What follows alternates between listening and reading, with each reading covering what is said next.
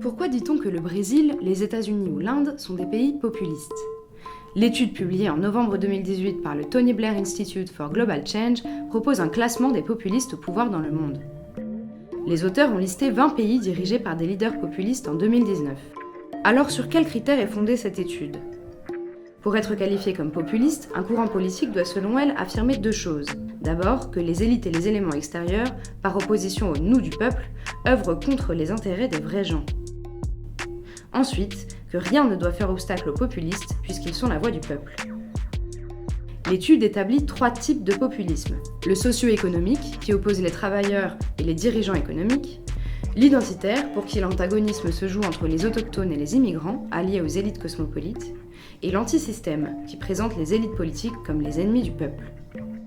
Les États-Unis, le Brésil, la Russie et l'Inde, par exemple, sont classés dans la catégorie identitaire.